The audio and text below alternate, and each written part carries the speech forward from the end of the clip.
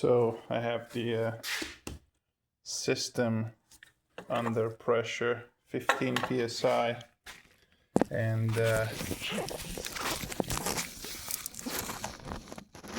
this auxiliary water pump is leaking. So that's the one leaking coolant, and then the oil, which is pretty much everywhere there, but on the driver's side, that one is coming from the oil cooler, which is that rectangular box right there. And if you look on the bottom of it, it's kind of hard to see. Let me get a flashlight.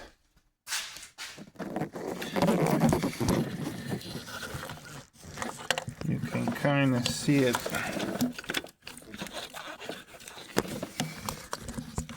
There. See all that residue? It's starting at the gasket, and then it just drips down there and ends up on the bottom of the engine. Now, that being said,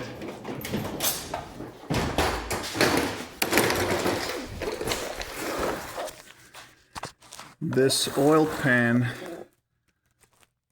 it dragged a bit. It looks like it bottomed out at some point.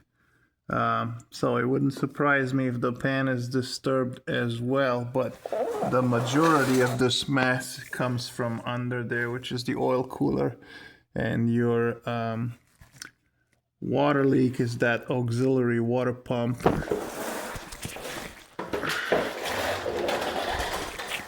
The problem with that oil cooler is that to get to it and change the gasket, you have to remove the intake manifold, remove the water pump, and then get to that. You got to take all this and all that out of the way.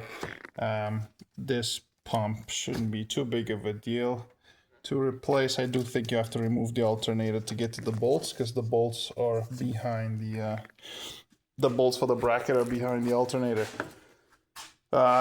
This is just a quick update in regards to the coolant leak and the oil leak. I did see a little bit of oil.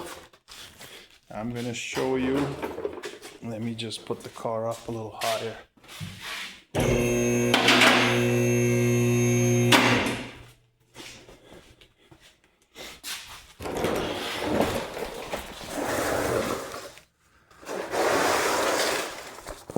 That is oil,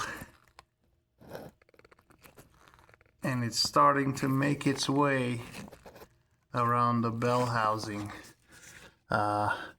Rear main seal failure are very common on these engines, and that's where it's going to show, in that recess hole. So with the rough running, it wouldn't surprise me. These rear main seals, when they fail, they cause an air leak, and it'll run rough, and you will get air intake leaks similar to a PCV valve. So if you put a PCV valve and those codes are still there and the car still runs rough, I'm afraid that is your problem, the rear main seal. Obviously, for that, the transmission has to be removed, or the engine, whichever you prefer. I've done them by removing the trans. I find it just a smidge easier, but nonetheless, it's a very, very involved job. So I will continue with my inspection and go from there.